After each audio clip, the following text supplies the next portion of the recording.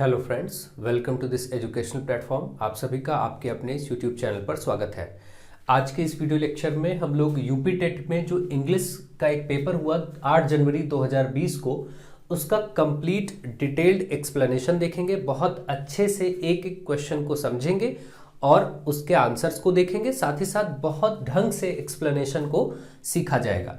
तो आप सबके लिए ये वीडियो बहुत ही हेल्पफुल होगा, बहुत ही उपयोगी होगा। आप सब ज़्यादा से ज़्यादा फ्रेंड्स में इसको शेयर करिए, ताकि आगे अगर समय बनता है तो मैं आपको इंग्लिश की क्लासेस भी प्रोवाइड करने की कोशिश करूँगा। ठीक है, अभी जैसे ही हमारी व्यवस्थाएं सुधरती हैं, हमारा सेटअप सुधरता है, हमारे पास रिसोर्सेज होते हैं, हम आपके लिए इंग्लिश की क्लासेस की भी व्यवस्था सोचेंगे और जो भी बन पाएगा किया जाएगा। लेकिन अभी फिलहाल आपको इंग्लिश का पेपर 8 जनवरी 2020 का जो प्रश्न पत्र है, इसको हम सॉल्व करके आपको उसका एक्सप्लेनेशन कराने वाले हैं। तो चलिए देखते हैं और स्टार्ट करते हैं। तो आप लोग शेयर करते रहिए वीडियोस को ज़्यादा से ज़्यादा।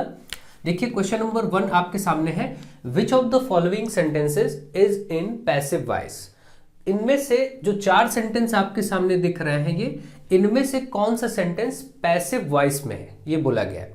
तो आपको इसके लिए एक्टिव पैसिव का नॉलेज होना चाहिए, यानी कि इसके पहले आपको टेंसेस का अच्छा ज्ञान होना चाहिए। आप में से जितने भी बच्चे इंग्लिश को लैंग्वेज के तौर पे लेना चाह रहे हैं और उसका पेपर देना चाह रहे हैं, संस्कृत इंग्लिश, इनमें इंग्लिश चूज कर रहे हैं, वो अच्छे से ग्रामर सेक्शन बेसिक लेवल से स्टार्ट करते हुए, और टेंसेस बहुत ही इंपॉर्टेंट हैं। टेंसेस के बाद ही पैसिव वॉइस आप सीख सकते हैं, एक्टिव पैसिव, और जो भी चीजें हैं ज्यादातर चीजें टेंसेस पर डिपेंड है। ठीक है, बाकी जो बेसिक्स हैं जैसे सिंगुलर, प्लूरल, ये सब बेसिक कॉन्सेप्ट तो ये तो आप सीख सकते हैं, कोई दिक्कत नहीं, आप सबको ज्यादा से ज्यादा मालूम भी होता है।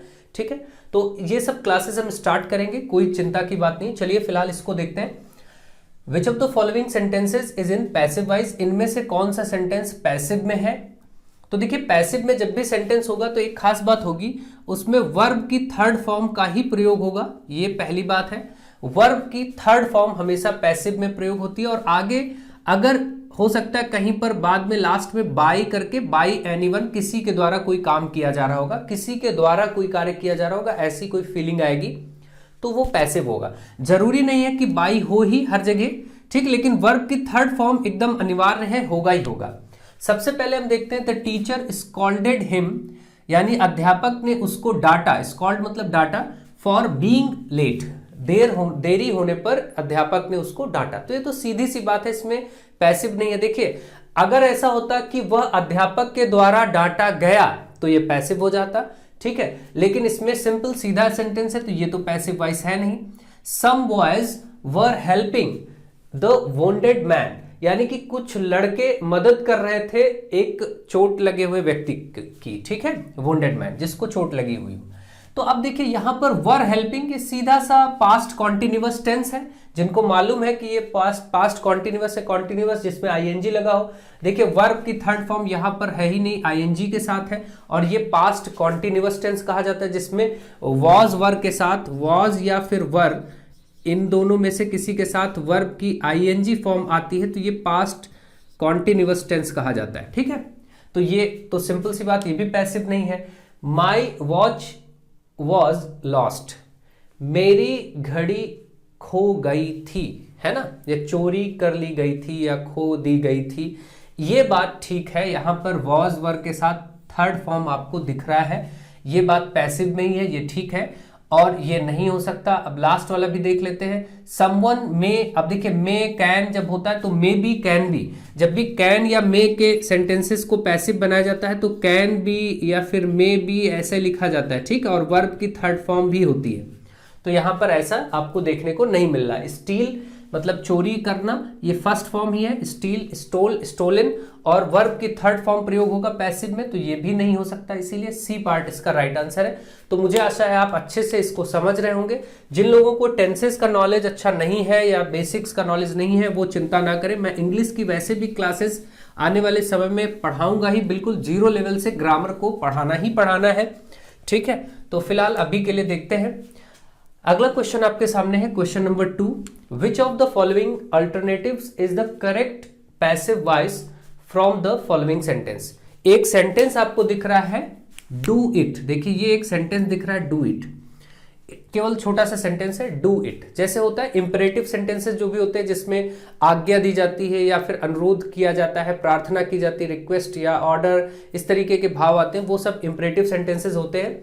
जैसे do it, open the door, sit down, stand up, go out, इस तरीके के सेंटेंसेस होते हैं। या please give me your pen, इस टाइप के सेंटेंसेस इंपरेटिव सेंटेंसेस में आते हैं। और इनका पैसिव, वैसे मैंने डीएलएड 4th सेमेस्टर के स्टूडेंट्स के लिए थोड़ा सा पैसिव का एक पार्ट बनाया है, उसमें ये सब पढ़ा दिया है, आप चाहें तो उसको देख सकते हैं प्लेलिस्ट में जाके, ठीक है।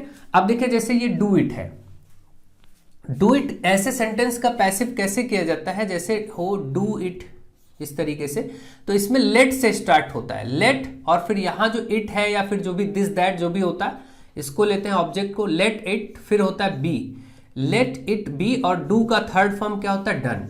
ये तरीका होता है सही इसको पैसिव में बदलने का। तो let it be done, let it be done इसमें से देखिए कहीं है, ये इट इज डन ये नहीं होगा, इट विल बी डन ये भी नहीं होगा, लेट इट बी डन ये दिया गया सी पार्ट होगा, और इट बी डन ये भी नहीं होगा। तो इसका मतलब लेट इट बी डन, ठीक है। अगर इस तरीके का कोई भी सेंटेंस आता है तो आप पैसिव उसमें ऐसे ही करेंगे, लेट इट बी डन, ठीक है। तो आप आराम से ऐसा कर सकते हैं। तो अब चलिए आगे बढ़ते हैं और नेक्स्ट ज्यादा डिटेल करेंगे तो फिर सेंटेंसेस आते जाएंगे। आप लोग प्लेलिस्ट में जाके 4th सेमेस्टर डीएलएड में इंग्लिश के लिए देख सकते हैं, वहां मैंने पैसिव वाइज पढ़ाया हुआ है, थोड़ा बहुत देख सकते हैं उसको। Third question, which of the following words is plural, इनमें से कौन सा वर्ड प्लूरल है, ठीक है। तो आपको ये बताना है कि इनमें से कौन सा वर्ड आपका जो लिखा गया है वो प्लूरल है। देखिए जो क्राइसिस है, क्राइसिस वर्ड क्या है, ये सिंगुलर है। क्राइसिस का मतलब क्या होता है, संकट, है ना।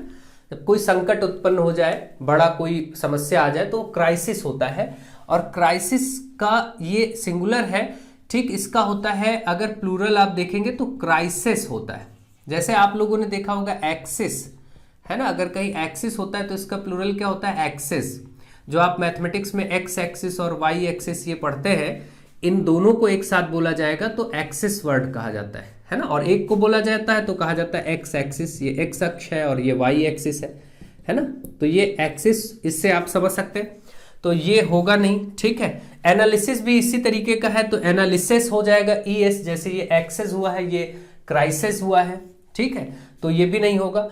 क्राइटेरिया यानी क्राइटेरिया, ये जो वर्ड आपके सामने दिख रहा है क्राइटेरिया, ठीक है, यही इसका सही आंसर होगा।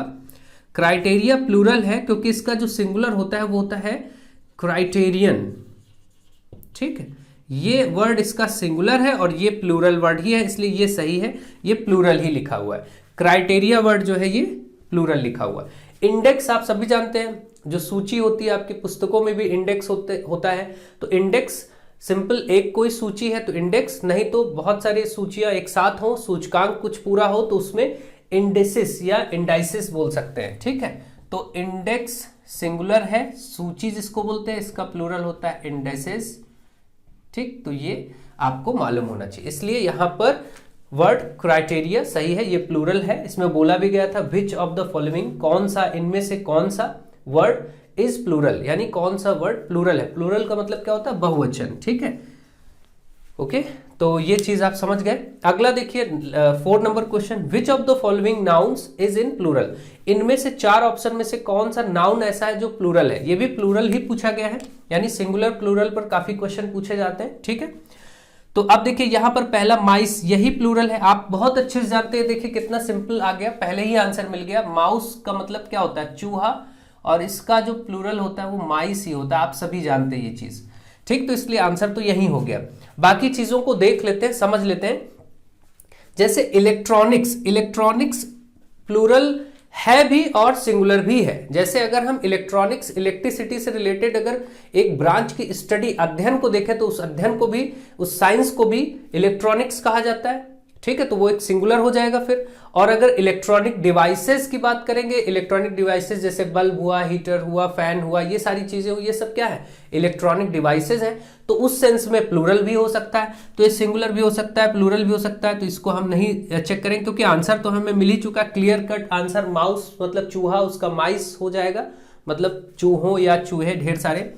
ये जो बिलियर्ड्स वर्ड है, बिलियर्ड्स का मतलब क्या होता है? बिलियर्ड्स एक टाइप का गेम होता है जो टेबल पर बॉल्स होती है और स्टिक की सहायता से, छड़ी की सहायता से खेलते हैं। आप देखते हैं मूवीज में, आपने देखा है या कुछ लोग सामने से भी खेले होंगे, देखे होंगे। तो ये जो बिलियर्ड्स है ये उस गेम को रिप्रेजेंट करता है। तो ये एक सिंगुलर को भी रिप्रेजेंट करता है, प्लूरल को भी, तो ये भी नहीं हो सकता। और न्यूज आप जानते हैं, न्यूज सिंगुलर भी होता है, प्लूरल भी हो सकता है। एक न्यूज है तब भी न्यूज बोलते हैं, कई सारी न्यूज है तब भी न्यूज ही बोलते हैं। तो सिंपल सी बात है, ये आपका क्लियर कट माइस जो वर्ड है ये आपका प्लूरल है, इसमें कोई डाउट नहीं है। और इसको आप बचपन से पढ़ते आ रहे हैं तो कोई ऐसा प्रॉब्लम की बात नहीं। देखिए बाकी टफ जरूर वर्ड्स हैं, अगर लगता है आपको 2-3 वर्ड, लेकिन जो आंसर है वो तो बड़ा ही इजी है, ठीक है, उसमें कोई सोचने की बात नहीं है। तो ये आपको कुछ क्वेश्चन, 4 क्वेश्चंस का आपका एक्सप्लेनेशन हो चुका है। मुझे आशा है कि आप इसको ढंग से समझ रहे हैं, सीख रहे हैं। अब चलिए आगे बढ़ते हैं और प्रश्नों का भी अभ्यास करते हैं और सीखते हैं। अब आपके सामने कुछ और क्वेश्चंस लिखे गए हैं, इनको देखिए और सॉल्व करने की कोशिश करिए। देखिए क्वेश्चन नंबर 5 में आपसे कहा गया है the word fast in the sentence. एक सेंटेंस दिया गया है, इसमें फास्ट वर्ड आया है। देखिए ये जो सेंटेंस है आपके सामने, इसमें बोला गया है द वर्ड फास्ट, इसमें एक फास्ट वर्ड आया। देखिए he is a fast writer, ये एक सेंटेंस दिया गया है।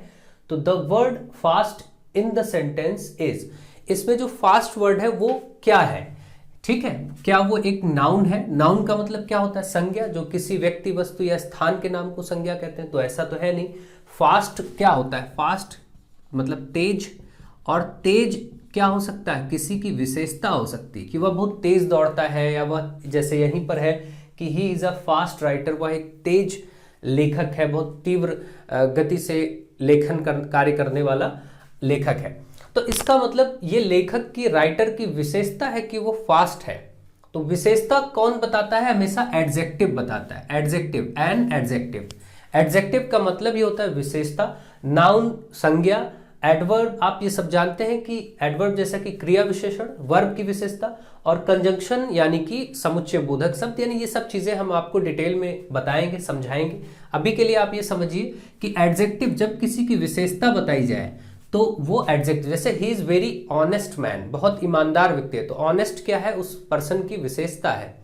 ठीक है, she is a very beautiful girl, तो वह गर्ल बहुत ही ब्यूटीफुल है, सुंदर है, तो उसकी विशेषता है। मतलब कोई भी चीज ऐसी जो किसी की विशेषता बताए वो एडजेक्टिव वर्ड होते हैं। ठीक है, यहां पर देखिए question number 6, he was an orphan. He was an orphan, वह एक अनाथ था। ऑर्फन का मतलब क्या होता है? अनाथ, जिसके कोई माता पिता ना हो। He was an orphan and lived with his uncle, और वो अपने अंकल के साथ रहता था। ये एक सेंटेंस है, इसमें बोला गया in the above given sentence identify the gender of the word orphan. इसमें ऑर्फन वर्ड का जेंडर बताना है, उसका लिंग बताना है, यानी कि वो स्त्रीलिंग है, पुरुष लिंग है, क्या है ना, या नपुंसक लिंग है, स्त्रीलिंग है, पुरुष लिंग है, या कैसा है। तो सारी चीजें आपके सामने हैं, ये सारे आप जेंडर पढ़ते हैं बचपन से ही। तो जैसे फेमिनिन होता है जो कि स्त्रीलिंग होता है, कॉमन मतलब उभय लिंग होता है, तो इस तरीके से समझना है। तो आप समझिए जैसे वर्ड ऑर्फन है, तो ऑर्फन वर्ड क्या है? इसका मतलब है अनाथ। अब आप देखिए इसका मतलब क्या है? अनाथ। तो अनाथ तो कोई लड़का भी हो सकता है, कोई लड़की भी हो सकती है, कोई बॉय भी हो सकता है, कोई गर्ल भी हो सकती है, कोई भी अनाथ हो सकता है। तो इसका मतलब इसमें यह डिसाइड नहीं है कि वो कौन सा मैस्कुलिन है कि फेमिनिन है, यानी कि वो पुरुष लिंग है या स्त्रीलिंग है, ये सब डिसाइड नहीं हो पा रहा। तो इसका मतलब ये वर्ड जो है एक कॉमन वर्ड है। अनाथ सबके लिए हो सकता है, पुरुष स्त्री दोनों के लिए, तो ये एक कॉमन वर्ड है, इसीलिए इसको हम कॉमन जेंडर में रखेंगे। जैसे आपसे कोई कहे डॉक्टर कैसा वर्ड है? डॉक्टर का लिंग है, तो डॉक्टर पुरुष भी हो सकता है, मेल भी हो सकता है और फीमेल भी हो सकता है, दोनों हो सकते हैं। इसलिए डॉक्टर वर्ड क्या है, टीचर वर्ड क्या है, ये सब डॉक्टर, टीचर, ऑर्फन, ये सब क्या है? कॉमन जेंडर है। ठीक, इसमें कोई लड़का भी, मेल फीमेल में कोई भी हो सकता है, ऐसा केस आए तो वो कहा जाएगा कॉमन जेंडर में जाएगा। इसका मतलब ये कॉमन जेंडर होगा। ठीक, तो आप समझ रहे होंगे कि ऑर्फन कॉमन जेंडर में होगा। ओके, चलिए आगे बढ़ते हैं। Next question, question number 7, which of the following is not a coordinating conjunctions. देखिए कंजंक्शंस क्या होते हैं? सेंटेंसेस को जोड़ने का काम करते हैं। इसको हम लोग डिटेल में आगे पढ़ेंगे। कंजंक्शंस जो होते हैं ये क्या करते हैं? सेंटेंसेस को जोड़ने का काम करते हैं। ये दो प्रकार के होते हैं। ठीक है, कोऑर्डिनेटिंग होता है, जो किसी चीज को सिंपली कोऑर्डिनेट करे, कोऑर्डिनेटिंग अभी देखेंगे। और एक आपका होता है सबऑर्डिनेटिंग, सबऑर्डिनेटिंग, ठीक है। इसको हमेशा अगर देखें तो इसको हिंदी में कह सकते हैं समान पदी। देखिए हिंदी में अगर आप याद रखते हैं, क्योंकि ज्यादातर बच्चे हिंदी मीडियम के होते हैं तो उनको इससे भी आराम हो जाएगा। समान पदी, जिनमें पद समान, पदों की समानता, जो जोड़ने के बाद पदों की समानता को दर्शाएं। दूसरा ये क्या है, आश्रित पदी, इसको हिंदी में कहते हैं आश्रित पदी, सबऑर्डिनेट को। अब आप बताइए, आश्रित वर्ड से ही पता है कि एक सेंटेंस दूसरे सेंटेंस पर निर्भर करेगा। अगर ऐसी चीजों से जोड़ा जाए कि एक सेंटेंस, वो कंजंक्शन, जैसे कंजंक्शंस क्या होते हैं, कंजंक्शन जैसे आप देखिए एंड, बट, ये सब सेंटेंस कंजंक्शंस हैं। इफ, ये सब चीजें आप देखते हैं, सो, है ना, देयरफॉर, है ना, ये सब चीजें हैं। इसी तरीके से जैसे बिकॉज, ठीक, जैसे वह स्कूल नहीं आया क्योंकि वह बीमार था, तो बिकॉज का किस में गया, बिकॉज सबऑर्डिनेट में गया, क्योंकि बिकॉज जब भी लगेगा तो किसी का कारण बता रहा होगा, ठीक, और वो एक सेंटेंस दूसरे सेंटेंस पे निर्भर कर जाएगा। जैसे कहीं पर इफ लगता है तो ये कैसा है बताइए, ये सिंपल सी बात है, सबऑर्डिनेट है। क्यों, क्योंकि इसमें क्या होता है, इफ का मतलब होता है यदि या अगर। तो जाहिर सी बात है, इसमें अगर हमें बात करना है कि जैसे यदि तुम कठिन परिश्रम करोगे तो पास हो जाओगे, तो एक सेंटेंस दूसरे पर निर्भर है कि यदि ऐसा करोगे तो ऐसा होगा, अगर ऐसा करोगे तो ऐसा होगा।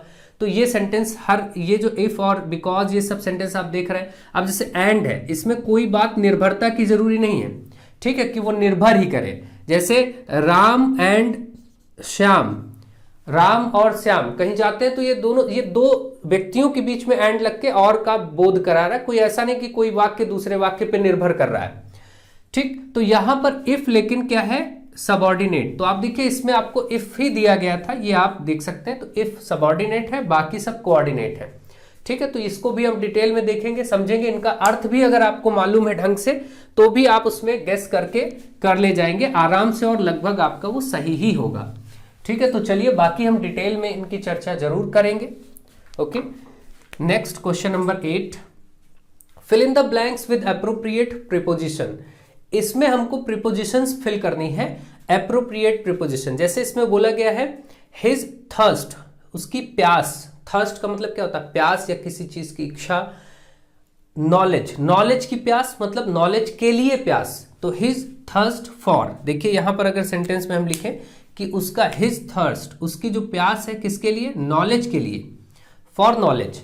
लेफ्ट हिम नो लेजर, उसके पास कोई लेजर नहीं छोड़ता। लेजर मतलब फुर्सत, ये जो लेजर वर्ड है LEISURE, ये फुर्सत होता है, उसके पास कोई फुर्सत नहीं रहती फॉर एनीथिंग एल्स। यहां भी देखिए लेजर फॉर, लेजर के बाद भी फॉर, तो क्योंकि एक फॉर डिसाइड ही हो गया तो अब आपको मालूम है कि यहां पर फॉर दोनों सेम ऑप्शंस दिए गए हर जगह, एट ऑन फॉर और बाय। तो फॉर हो जाएगा। अब देखिए सेंटेंस आपका सही है, पढ़ने में भी अच्छा लग रहा है, इसका अर्थ भी समझ आ रहा है। हिज थर्स्ट फॉर नॉलेज, यानी उसका नॉलेज के लिए जो प्यास है, उसकी नॉलेज गेन करने की। लेफ्ट हिम नो लेजर, उसके पास कोई फुर्सत नहीं छोड़ती, किसके लिए, फॉर एनीथिंग एल्स, किसी और काम के लिए। जैसे आपके अंदर इस समय नॉलेज की प्यास है या आपको पास होने, सफलता पाने की प्यास है, तो आपके पास और किसी चीज का लेजर या फुर्सत नहीं हो सकता, ठीक। तो ठीक उसी प्रकार से ये चीज है, आप ध्यान रखिए। तो ये वर्ड्स भी याद रखिए, थर्स्ट फॉर और लेजर फॉर। कहीं अगर इस तरीके से ये वर्ड आता है LEISURE, लेजर वर्ड अगर आता है तो इसका मतलब होता है फुर्सत, है ना। अब किसी के पास फुर्सत ना होना, समय न होना, ठीक है। ये चीजें आप ध्यान रखिए, समझिए और सीखिए, ठीक। तो अब इस लेजर वर्ड के साथ हमेशा फॉर ही आएगा प्रीपोजिशन। तो ये चीजें आपने देखी, समझी और अच्छे से इनका एक्सप्लेनेशन भी समझ रहे होंगे आप लोग। तो चलिए हम कोशिश करते हैं आज के इस पार्ट में, पूरा मेरा प्रयास रहेगा कि सारे के सारे इंग्लिश के जितने भी आपके 2020 8 जनवरी 2020 में पूछे गए प्रश्न हैं सारे करा दिए जाए। देखते हैं कि कितना हो पाता है। चलिए स्टार्ट, आगे बढ़ते हैं और क्वेश्चन को देखते हैं। अब आपके सामने कुछ और क्वेश्चंस लिखे हैं, इनको भी करने का प्रयास करिए। देखिए क्वेश्चन नंबर 9 आपके सामने है, जिसमें बोला गया विच of the following is not a simple sentence. इनमें से ये जो 4 सेंटेंस है, इनमें से कौन सा सेंटेंस सिंपल नहीं है। लिखा गया is not a simple sentence. Simple कौन सा नहीं है? तो देखिए जो सीधे सीधे सेंटेंस में बात कही जाती है बगैर किसी चीज को, जब कोई सेंटेंस हो और दो या दो से अधिक वाक्यों को सामान्य रूप से एक ही सरलता में सीधे जोड़ दिया जाए तो वो सिंपल सेंटेंस होते हैं। जैसे she does not know good manners, वो अच्छे तौर तरीके नहीं जानती है। ये सीधी सिंपल बात है, ये सिंपल सेंटेंस है। ठीक, तो ये तो सिंपल सेंटेंस है, इसमें मैं टिक नहीं करता हूं, नहीं तो बच्चे उसको गलत समझ लेंगे। ठीक है, तो ये तो सिंपल सेंटेंस है। और बोला गया कौन सा नहीं होगा, तो ये तो नहीं हो सकता, यानी कि ये ऑप्शन नहीं हो सकता। She reads what she likes, ये बिल्कुल सिंपल सेंटेंस नहीं होगा, यही आपका आंसर होगा, क्योंकि इसमें बीच में व्हाट, देखिए ध्यान रखिए अगर कभी सेंटेंसेस के बीच में व्हाट, व्हाई, वेयर ये जुड़ जाए तो वो होता है कॉम्प्लेक्स सेंटेंस। वो क्या होता है? कॉम्प्लेक्स सेंटेंस, ये ध्यान रखिएगा। तो ये एक कॉम्प्लेक्स सेंटेंस होगा। जैसे आई नो, मैं जानता हूं, वेयर ही लिव्स, मैं जानता हूं कि वह कहां रहता है। वेयर आ गया बीच में, देखिए ये कॉम्प्लेक्स सेंटेंस होगा। ठीक है, तो अब इसमें सिंपल सी बात है। अब इस तरीके के जब भी सेंटेंस आपको मिले वेयर, वाई, व्हाट, व्हेन बीच में, तो वो कॉम्प्लेक्स होंगे। तो यहां से क्लियर हो गया फिलहाल कि ये कॉम्प्लेक्स है, इसलिए सिंपल नहीं। इससे तो आंसर क्लियर हो गया। अगला देख सकते हैं, he is a man of great knowledge, वो एक ज्यादा विद्वान व्यक्ति है। मैन ऑफ ग्रेट नॉलेज मतलब वह एक विद्वान व्यक्ति है, तो ये सीधे सिंपल सेंटेंस है। I have a very costly book in my house, मेरे घर में मेरे पास एक बहुत कीमती पुस्तक है, तो ये भी एक सिंपल सेंटेंस है। यही एक आपका ऑप्शन था, यानी कि ये देखिए ये सिंपल होगा तो ये आंसर नहीं होगा, ये सिंपल होगा तो ये आंसर नहीं होगा। आंसर क्या होगा? बी पार्ट में आपका ये कॉम्प्लेक्स सेंटेंस है, सिंपल नहीं है। ठीक है, इनको डिटेल में हम स्टडी करेंगे, अभी तो हमें केवल समझना है, इसलिए इसका बी पार्ट होगा। B part, she reads what she likes, मतलब वह पढ़ती है जो वह पसंद करती है। व्हाट का मतलब यहाँ पर जो निकलेगा अर्थ। ठीक है, जब बीच में आया है। अगला question, the sentence he will be playing the piano in the concert day after tomorrow, वह पियानो बजा रहा होगा इन द कंसर्ट डे, उस कंसर्ट डे पर, आफ्टर टुमारो यानी कल के बाद। कल के बाद कंसर्ट डे पर, उस फिक्स डे पर वह पियानो बजा रहा होगा, बजा रहा होगा। ठीक है, देखिए विल बी प्लेइंग, जब भी ये इस तरीके से आपको कहीं पर सेंटेंस मिले, यहां पर आपको पहचानना है कि कौन सा टेंस है। तो आप ध्यान रखिए कि विल बी या फिर कभी शैल बी के साथ वर्ब की आईएनजी फॉर्म आए तो ये होगा फ्यूचर कॉन्टिन्यूअस टेंस। कौन सा टेंस होगा? Future continuous tense. देखिए टेंसेस बहुत इंपॉर्टेंट है, फ्यूचर कॉन्टिन्यूअस टेंस होगा। ठीक है, क्योंकि ये फ्यूचर की बात हो रही है, विल बी शैल भी लगा है और कॉन्टिन्यूटी भी है, मतलब वो काम खत्म नहीं है, परफेक्ट नहीं हुआ है, पूर्ण नहीं हुआ है, चल रहा है, इसलिए ये कॉन्टिन्यूअस वर्क है। ही विल बी प्लेइंग, बजा रहा होगा। ठीक है, तो आप देख रहे हैं यहां पर तो ये प्रेजेंट इंडेफिनिट तो होगा ही नहीं, क्योंकि विल बी शैल भी है और ये फ्यूचर इम्परफेक्ट है। इसको भी रोकते हैं एक मिनट के लिए। फ्यूचर परफेक्ट कॉन्टिन्यूअस नहीं होगा। फ्यूचर परफेक्ट कॉन्टिन्यूअस में आपको हमेशा विल हैव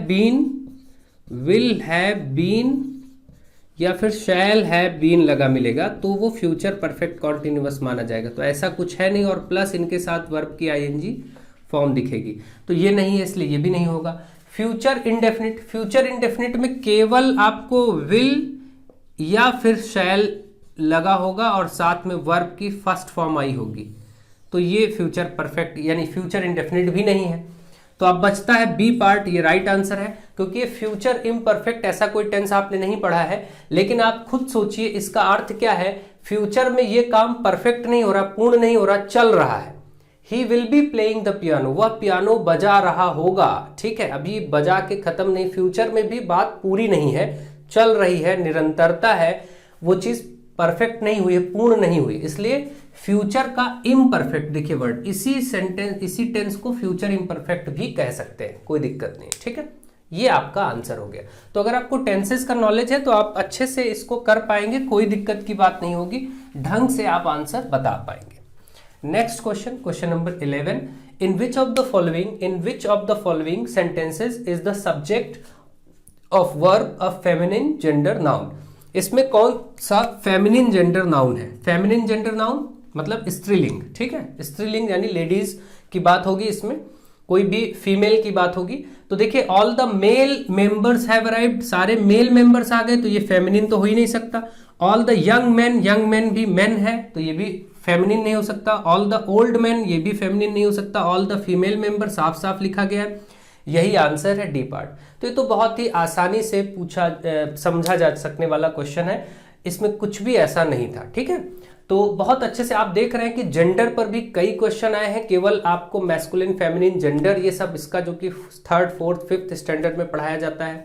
ठीक है, और 5th, 6th स्टैंडर्ड में अच्छे से आप समझ आपको इसकी हो जाती है। उसके बाद कई जगहों पर आपने देखा यहाँ पर नाउन, प्रोनाउन, एडजेक्टिव, एडवर्ब, ये प्रीपोजिशंस, ठीक है, चीज़ें आ रही हैं और बहुत सारे सिंपल तरीके की भी चीज़ें और कुछ टफ चीज़ें भी हैं जो आगे आप इंटर लेवल तक जा करके पढ़ते हैं, हाई स्कूल इंटर में सीखते हैं। जैसे सिंपल, कंपाउंड और कॉम्प्लेक्स सेंटेंसेस को आप आगे जा करके पढ़ते हैं, 9th, 10th से शुरू करते हैं ढंग से। कई बच्चे वैसे कई बोर्ड्स में अब जो CBSE, ICSE बोर्ड्स हैं उनमें अब 8th के नीचे ही इसको पढ़ा दिया जाता है। काफ़ी चीज़ें तो इस तरीके से वेरी करती रहती, बदलती रहती चीज़ें। हमें चीज़ों को सीखना है, समझना है, ठीक है, कोई दिक्कत की बात नहीं है। चलिए आगे बढ़ते हैं और आगे सीखते हैं। अब आपके सामने कुछ और क्वेश्चंस लिखे हैं, इनको भी करने का प्रयास करिए, सॉल्व करिए और वीडियोस को ज़्यादा से ज़्यादा फ्रेंड्स में शेयर करते रहिए। अगर आपको अच्छे से अच्छी क्लासेस और स्टडी मटेरियल चाहिए तो आप अपना भी सहयोग बनाइए ताकि अच्छे से हम लोग कार्य कर सकें मिलजुल करके। बोला गया है इसमें the method of teaching in which, ऐसा मेथड टीचिंग का in which the teacher tries to establish a link between the foreign language word and the object, जिसमें एक ऐसा मेथड ऑफ टीचिंग का एक ऐसा मेथड जिसमें टीचर क्या करता है, teacher tries to establish a link between foreign language word and the object, उस ऑब्जेक्ट और फॉरेन लैंग्वेज के बीच में सीधा संबंध स्थापित करने की कोशिश करता है without the interference of learners mother tongue, बिना उस लर्नर यानी सीखने वाले के मदर टंग के किसी भी इंटरफेरेंस के, यानी ऐसा नहीं कि उसकी मातृभाषा कोई विघ्न डाले, मातृभाषा के विघ्न डाले बिना। मातृभाषा का मतलब जैसे हम लोग अपनी लोकल लैंग्वेज में कोई हिंदी बोल रहा है, आप हिंदी बोल रहा है और आप फ्रेंच सीखना चाहते हैं तो आपको आपकी टंग या लैंग्वेज का कोई प्रभाव ना पड़े और आप अच्छे से टीचर जो आपको सिखा रहा है वो डायरेक्ट आपको वो चीज़ सिखा सके।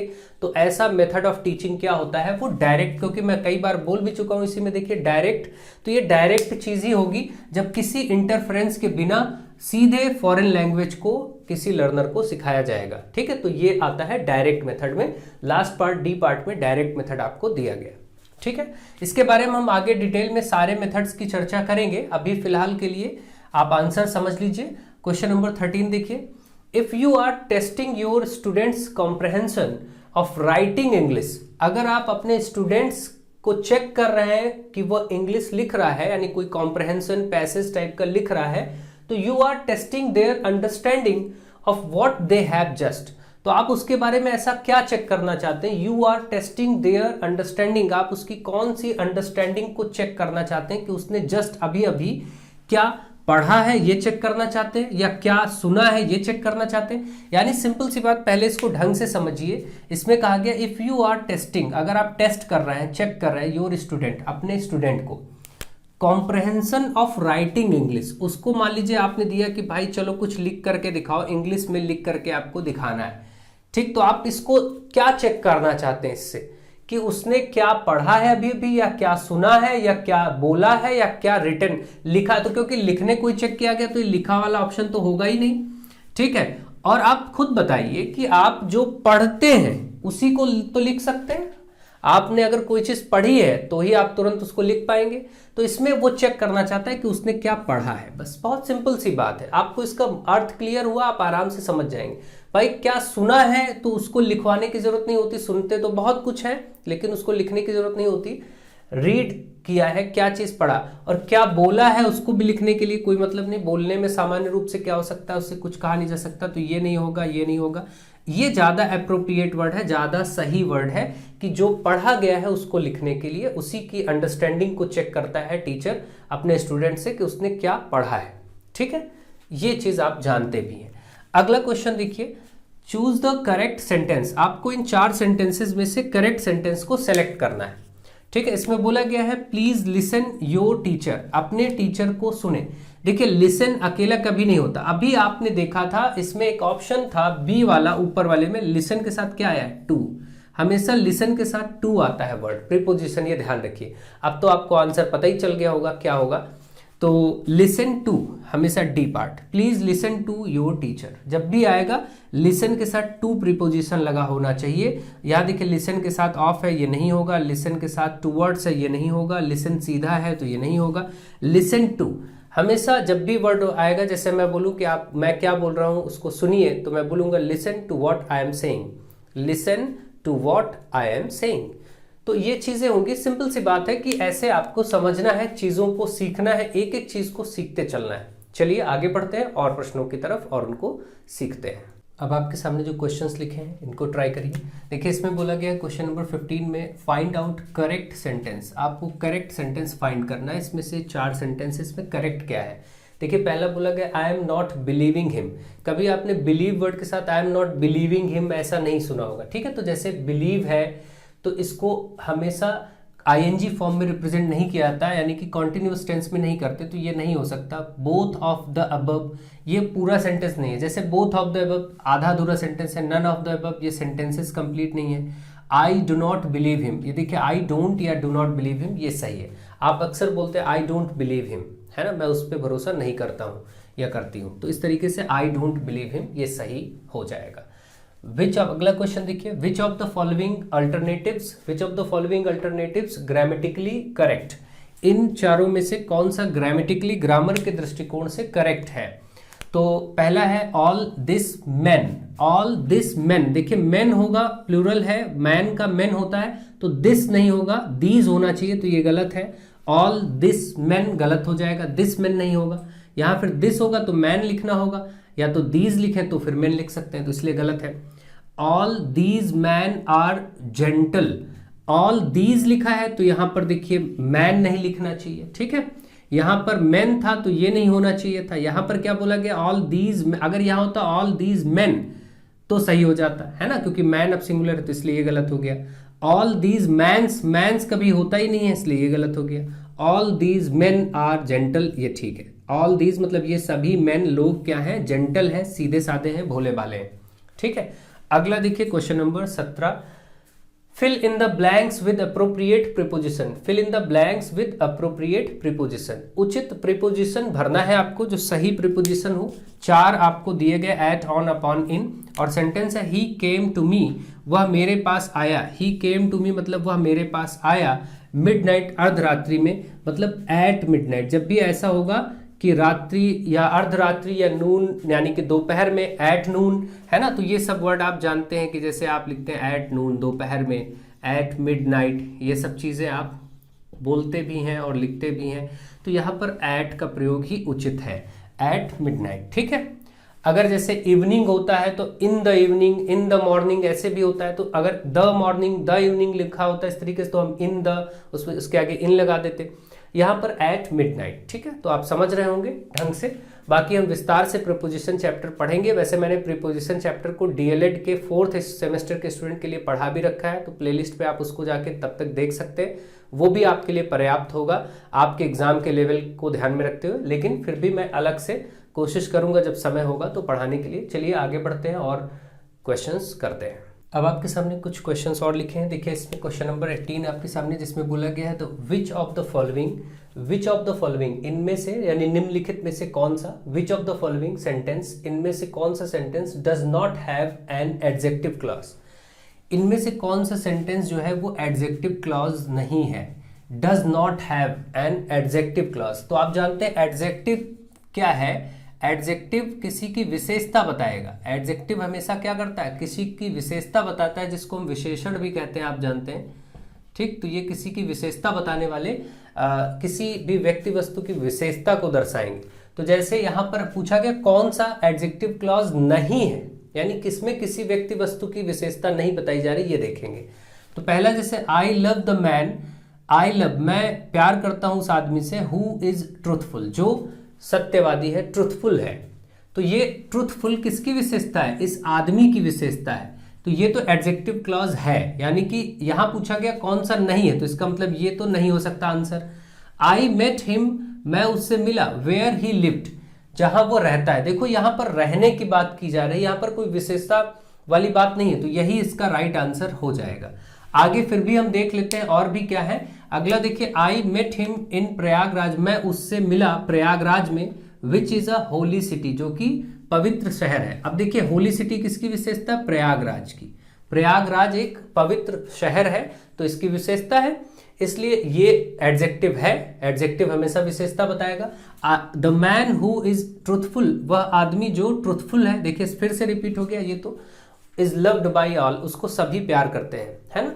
तो यानी कि ये आपको पता चल गया कि बी पार्ट राइट आंसर होगा, इसमें कोई किसी की विशेषता की बात नहीं की गई है, यहां पर हमेशा क्रिया विशेषण है। तो खैर वो आगे का मुद्दा है, हम देखेंगे उसमें एडवर्ब है क्या है, ठीक। अगला question, question number 19, fill in the blanks with appropriate preposition. यहां पर आपको खाली स्थान में एक अप्रोप्रिएट प्रीपोजिशन भरना है इस सेंटेंस में। ही इज जूनियर, हमेशा देखिए जब भी वर्ड आए जूनियर, सीनियर, इंफीरियर, सुपीरियर, ये सब वर्ड के साथ टू लगता है, हमेशा फिक्स है, ध्यान रखेंगे टू। अक्सर लोग इसको लगा देते हैं देन, ये नहीं होगा, हमेशा टू होगा, ध्यान रखिएगा। तो he is junior to me, senior to me, inferior to me, superior to me. तो जूनियर, सीनियर, इंफीरियर, सुपीरियर के साथ प्रीपोजिशन टू आता है, ध्यान रखें। अगला क्वेश्चन देखिए, fill in the blanks with correct conjunctions. Fill in the blanks यहां भी है और करेक्ट कंजंक्शन फिल करना है। तो ईदर, जैसे ईदर दिखेगा बीच में और ही आएगा, क्योंकि आप जानते हैं कि सेंटेंस का अर्थ कुछ भी हो, ईदर से है, ईदर के साथ बीच में और आता है। अगर ये नीदर होता है तो बीच में नॉर आता है, ये सब आप जानते हैं। जैसे बोथ अगर कहीं आगे आया है तो बीच में उसमें एंड लग जाता है, ये सब कुछ तरीके हैं, ठीक है, इनको आपको पता होना चाहिए, इनके सेंटेंसेस अर्थ ये सब हमको मालूम होना। जैसे इसका अर्थ होता है या तो या, अब यहाँ पर क्या, ईदर ही इज मैड, या तो वह पागल है, और ही फाइंड्स मैडनेस, या तो वो मैडनेस यानी दिखावा कर रहा है उसका पागलपन का। तो इस तरीके से या तो या, ना तो ना, इस तरीके के वर्ड इनके अर्थ होते हैं, ठीक है। तो ये भी हो गया आपका। अगला क्वेश्चन देखिए 21 पे, द वर्ड स्ट्रेंथ इज। अब देखिए यहां से 21 और 22 ये दो क्वेश्चन आप में एक पैसेज दे करके, एक पैसेज था, उस पैसेज के ये दो क्वेश्चन है, ठीक है। एक पैसेज, एक स्टोरी टाइप का लिखा है, वहां से ये दो क्वेश्चन है। हालांकि इन क्वेश्चंस के लिए पैसेज की जरूरत नहीं, आप ऐसे ही अभी आंसर कर लेंगे। देखिए बहुत सिंपल सी बात है, लेकिन आप पैसेज अपने क्वेश्चन पेपर से पढ़ लीजिए, क्योंकि वो काफी बड़ा पैसेज है, उसको पूरे बोर्ड पे लिखना पड़ता, तो इसलिए मैंने उसको नहीं लिया। अभी देखिए फिर भी यहां पर समझने के लिए उसकी जरूरत उसकी है नहीं। यहां बोला गया the word strength is. Strength क्या होता है, किसी की शक्ति, किसी का पावर। स्ट्रेंथ वर्ड क्या है, एक मटेरियल नाउन है, मटेरियल कोई पदार्थ है, पदार्थ। देखिए नाउन के टाइप्स होते हैं, material, abstract, collective, common, proper, ये सब टाइप ऑफ नाउन होते हैं, ये सब हम पढ़ेंगे। तो मटेरियल तो है नहीं, क्योंकि स्ट्रेंथ क्या है, किसी की शक्ति है, किसी का पावर है, किसी की इच्छा शक्ति है, तो ये सब क्या है, ये स्ट्रेंथ कभी मटेरियल तो नहीं हो सकता। अब्स्ट्रैक्ट, अब्स्ट्रैक्ट ही आंसर होगा, क्योंकि अब्स्ट्रैक्ट का मतलब होता है भाववाचक संज्ञा। ये जो अब्स्ट्रैक्ट वर्ड है, अब्स्ट्रैक्ट नाउन, इसमें सारे भाव आते हैं, फीलिंग्स, भाववाचक संज्ञा। अब्स्ट्रैक्ट नाउन को हिंदी में क्या कहते हैं, भाववाचक संज्ञा, ठीक है। ये आप ध्यान रखेंगे तो आपको कभी नहीं भूलेगा। अब्स्ट्रैक्ट में जैसे ब्रेवरी, बहादुरी, कायरता, ये सब चीजें जो है, ऑनेस्टी, ये सब क्या है, भाव है किसी के। स्ट्रेंथ, पावर, उसकी इनर पावर, स्ट्रेंथ, तो ये भी भाव में आएगा, क्योंकि पदार्थ मटेरियल हो नहीं सकता। कलेक्टिव, समूह की बात नहीं है। कलेक्टिव नाउन क्या होते हैं, जैसे आर्मी, पुलिस, ये सब कलेक्टिव नाउन है ना, इसमें एक साथ ग्रुप में लोग चीजें होती हैं। और कॉमन, कॉमन का मतलब आप जानते हैं, कॉमन नाउन जो दोनों में हो, है ना, हर तरह से हर चीज में कॉमन पड़ रहा हो, तो कॉमन नाउन, जैसे डॉक्टर, टीचर, मेल, फीमेल सब हो सकते हैं, तो कॉमन। अगला देखिए, one who does not take revenge. One, एक जो बदला नहीं लेता, one who does not take revenge.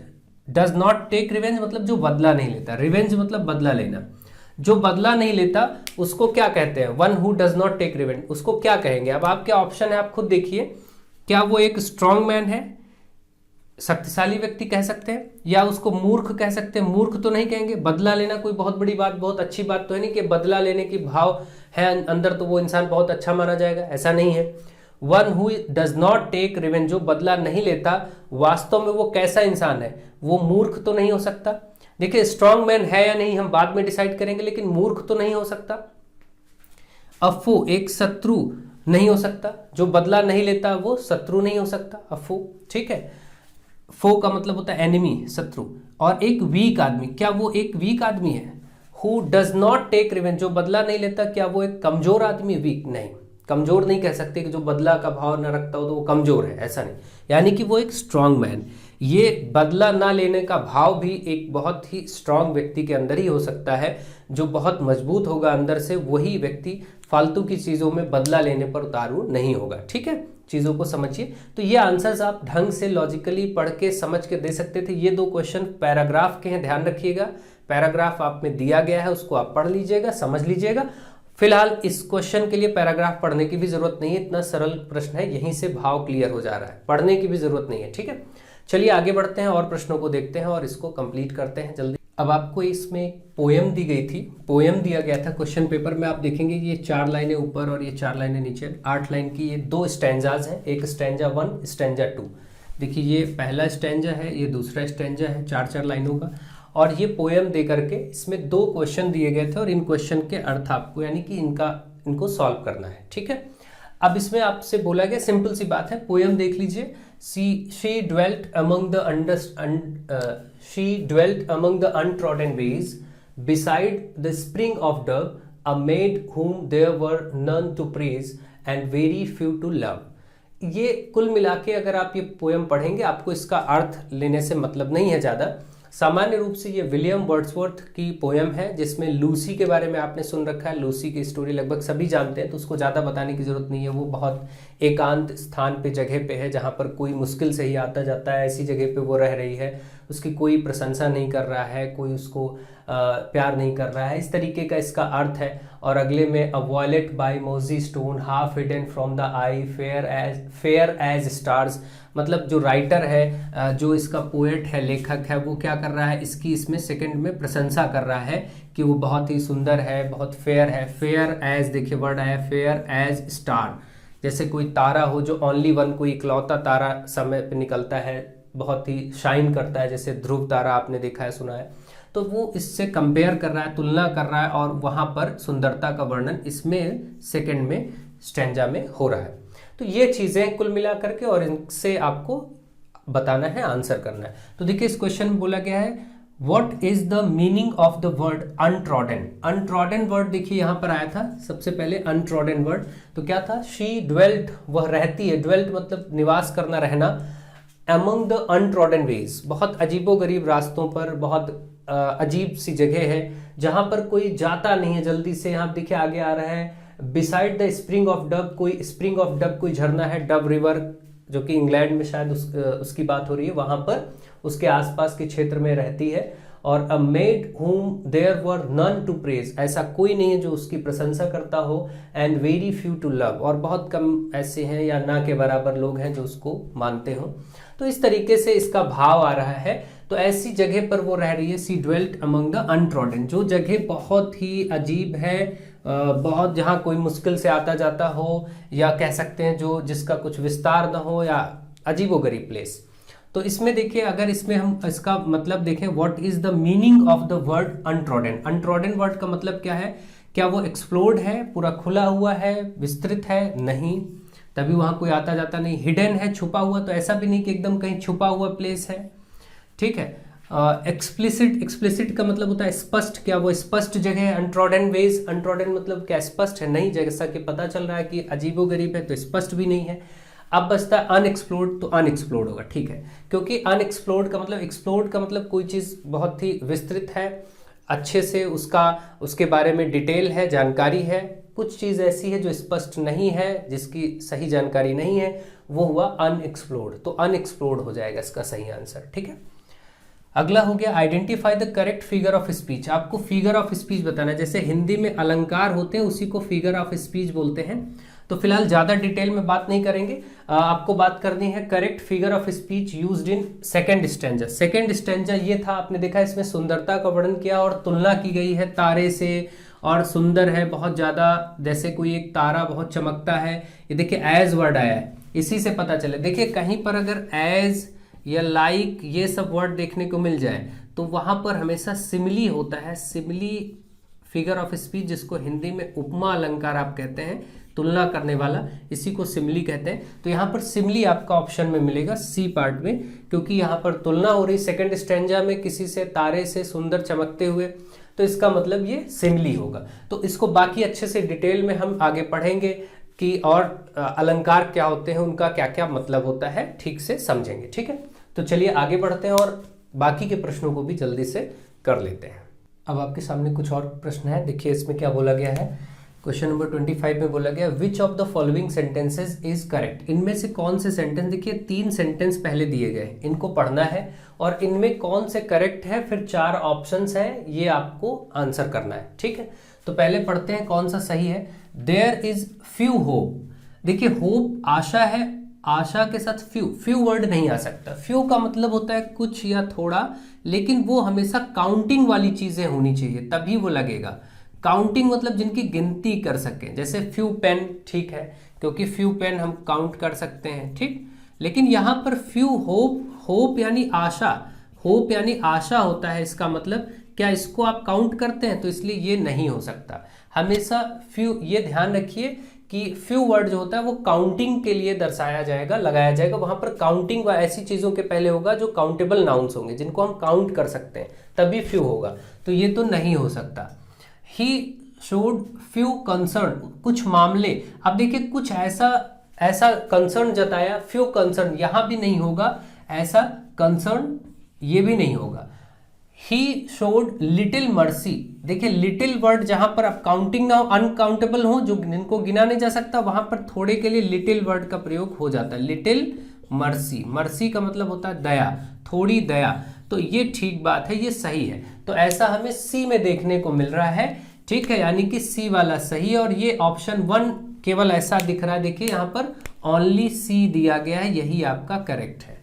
तो ये बात ध्यान रखेंगे, फ्यू वर्ड का इस्तेमाल हमेशा काउंटिंग वाले सेंटेंस में होगा, जिनको हम गिन सकते हैं, कुछ चीजें ऐसी जिनको गिना जा सके। अगला, point out the sentence which is in past perfect tense. Past perfect tense क्या होता है, अब आप देखिए पास्ट भी है और परफेक्ट, यानी पास्ट परफेक्ट टेंस। टेंसेज आपको अच्छे से आने चाहिए, ये सब आपको पढ़ना होगा। जिनको टेंस पढ़ना हो वो प्लेलिस्ट में जाकर के 4th सेमेस्टर डीएलएड को मैंने टेंस पढ़ाया है, कुछ आधे से ज्यादा टेंसेस पढ़ा दिए, वहां पर आप उनको भी सीख सकते हैं। तो पास्ट परफेक्ट टेंस क्या है, देखिए पास्ट में हैड वर्ड दिखेगा और प्लस वर्ब की 3rd फॉर्म दिखेगी, है ना, तो वो पास्ट परफेक्ट होगा।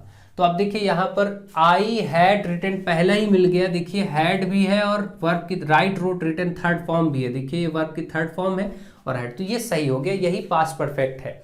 आगे देखिए ये क्यों नहीं है, बी वाला, वी वर लिसनिंग ये कॉन्टिन्यूअस है, तो ये नहीं होगा। इट वॉज गेटिंग, ये भी कॉन्टिन्यूअस है।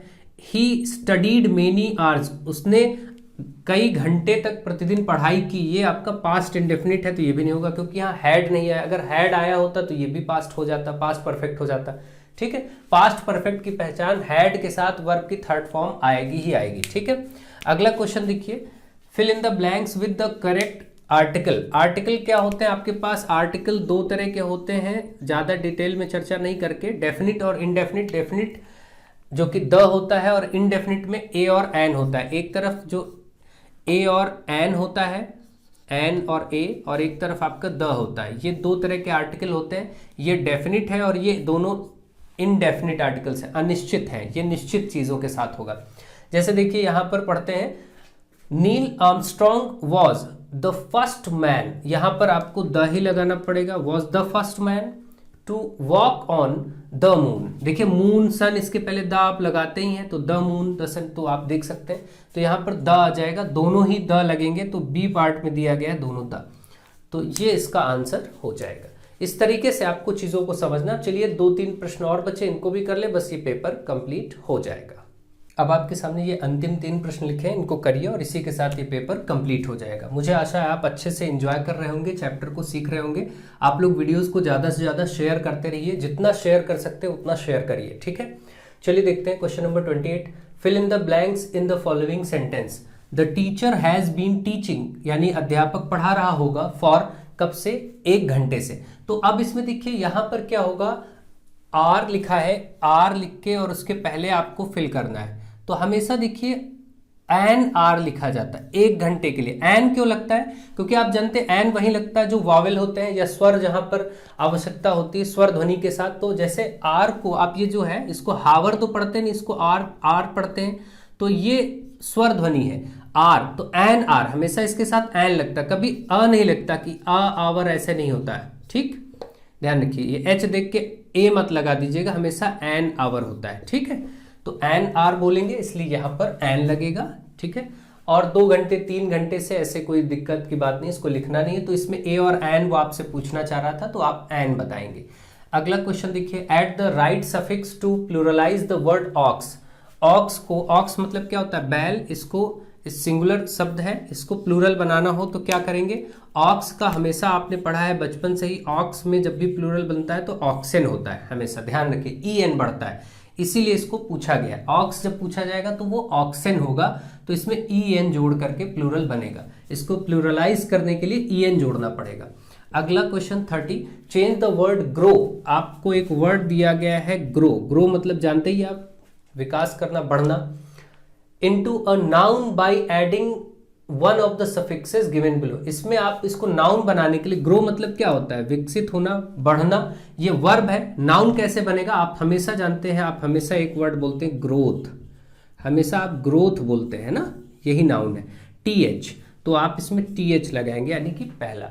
इस तरीके से आप देखेंगे कि आपको अच्छे से सारी चीजें क्लियर हो गई। बहुत से प्रश्न बहुत सिंपल थे, छोटे स्टैंडर्ड के भी रहे हैं, कई प्रश्न बहुत आसानी से करने वाले, और कई प्रश्न थोड़ा सा टेक्निकल और अलग टाइप के भी रहे। जिनको अच्छे से नॉलेज है तो कोई दिक्कत नहीं, आप अच्छे से सीख सकते हैं, ढंग से समझ सकते हैं।